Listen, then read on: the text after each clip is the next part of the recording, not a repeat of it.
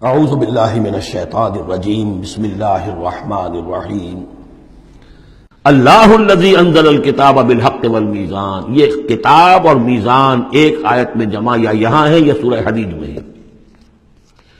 سورہ حدید کی آیت نمبر 25 لقد ارسلنا رسلنا بالبینات وانزلنا معهم الکتاب والمیزان لیقوم الناس بالقسط.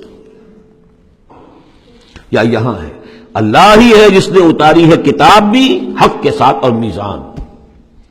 میزان وہ نظام ہے دین حق کا. کتاب نے حق مقرر کر دیا ہے، میزان تول کر دیتی ہے. پھر اللہ نے دین کو مقرر کر دیا، لیکن دین کا نظام جب تک نہیں ہوگا تو دین کے مطابق فیصلے کیسے ہوں گے؟ اللہ نے تمہیں کتاب بھی دی ہے، نظام دیا ہے، میزان دی ہے. وما یدریک لعل الساعۃ قریب، کیا پتا کہ قیامت قریب آئی کھڑی ہو.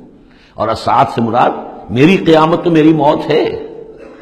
تم اگر اس میزان کو نصب کرنے کے لیے تن من دھن نہیں لگا رہے ہو تو کیا پتا مہلت عمل کل ختم ہو جائے. کیا پتا ہم میں سے کسی کو کل صبح کا سورج دیکھنا نصیب نہ ہو. کیا پتا. تاخیر و تعویق میں وقت ضائع کرنا سب سے بڑی حماقت ہے. یستعجل بها الذین لا یؤمنون بها، اس قیامت کے لیے جلدی مچا رہے ہیں وہ لوگ کہ جو اس پر ایمان نہیں رکھتے. والذین آمنوا مشفقون منها، جو ایمان رکھتے ہیں وہ تو اس سے ڈرتے ہیں، لرزاں و ترساں رہتے ہیں.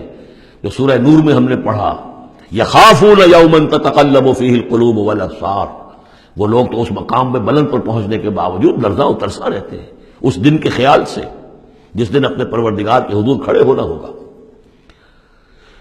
والذین آمنوا مشفقون منها ویعلمون ان الحق، وہ جانتے ہیں کہ وہ حق ہے، آ کر رہے گی.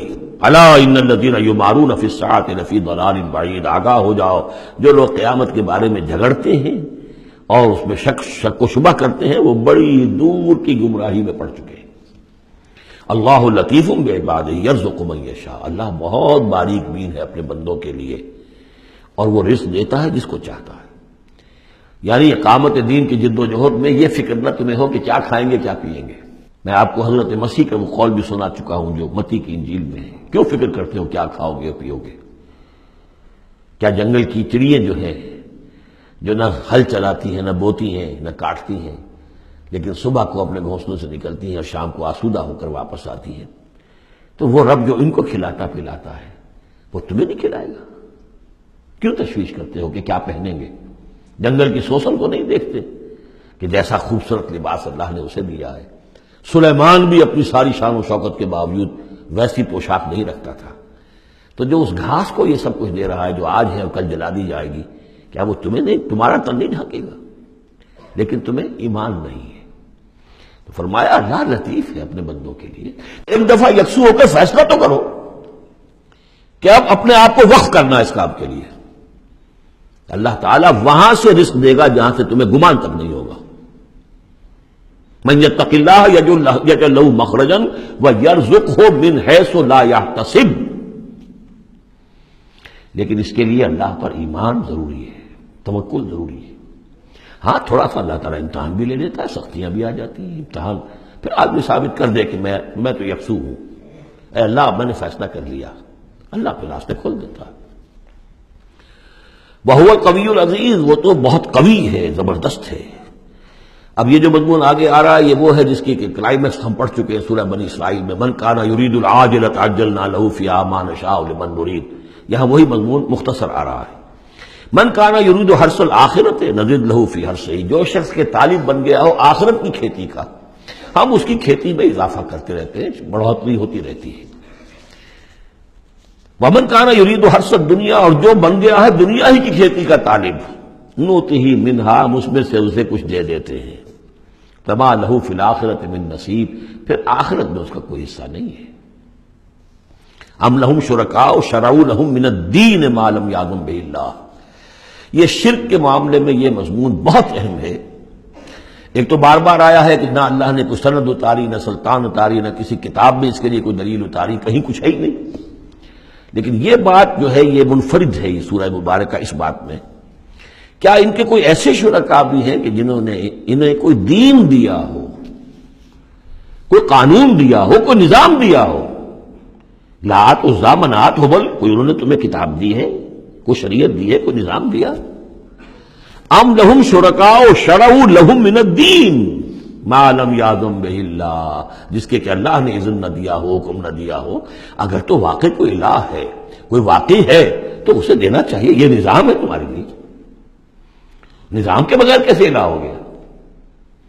ام لہم شرکاء، کیا ان کے کوئی ایسے شرکاء ہیں شرعوا لہم من الدین کہ انہوں نے دین میں کوئی شے ان کے لیے ایسی طے کر دی ہو کہ ما لم یاذن بہ اللہ، جس کے لیے حکم نہیں دیا اللہ نے۔ ولولا کلمۃ الفصل لقضی بینہم، اور اگر ایک فیصلے کی بات جو ہے وہ پہلے سے طے نہ ہو چکی ہوتی، ان کے درمیان فیصلے کر دیے جاتے۔ وان الظالمین لہم عذاب علیم، اور ظالموں کے لیے تو بہت دردناک عذاب ہے۔ تری الظالمین مشفقین مما کسبوا، اب قیامت کا نقشہ کھینچا جا رہا ہے۔ تم دیکھو گے ان ظالموں کو، مشرکوں کو، کافروں کو کہ ڈر رہے ہوں گے، کانپ رہے ہوں گے اپنے کرتوتوں کے تصور سے۔ مما کسبوا، اور اس سے تو پتا ہوگا، بل الانسان علی نفسہ بصیرہ، انسان کو تو معلوم ہے، اپنی کیفیت تو معلوم ہے اسے، تو لرزاں و ترساں ہوں گے۔ وَهُوَ وَاقِعٌ بِهِمْ، اور وہ ان کے اوپر پڑنے والا ہوگا۔ اب جو بھی انہوں نے کمایا ہے وہ گویا کہ اب ان کے سروں پر گرنے والا ہوگا۔ والذین آمنوا وعملوا الصالحات، اور اس کے برعکس وہ لوگ جو ایمان لائے تھے، جنہوں نے ایمان کے تقاضے پورے کیے، عمل صالح کا حق ادا کیا، فی روضات الجنات، وہ جنتوں کے باغات میں ہوں گے۔ لہم ما یشاءون عند ربہم، ان کے لیے وہ سب کچھ ہوگا ان کے رب کے پاس جو کچھ وہ چاہیں گے۔ ذالک هو الفضل الکبیر، یقیناً یہ بہت بڑی فضیلت ہے جو انہیں حاصل ہو جائے گی۔ ذالک الذی یبشر اللہ عبادہ الذین آمنوا، یہ ہے وہ انجام نیک جس کی بشارت دے رہا ہے اللہ اپنے ان بندوں کو، الذین آمنوا وعملوا الصالحات، جو ایمان لائیں اور نیک عمل کریں۔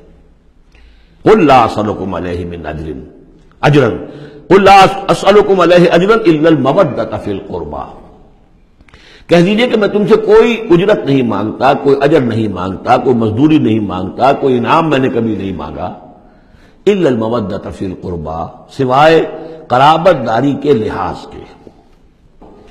ومن یقترف حسنۃ نزد لہ فیہا حسنا، اور جو کوئی بھی کوئی بھلائی کمائے گا تو ہم اس کے لیے اس میں اور بھلائی میں اضافہ کرتے رہیں گے۔ ان اللہ غفور شکور، یقیناً اللہ تعالی غفور ہے اور شکور ہے۔ صدق اللہ العظیم۔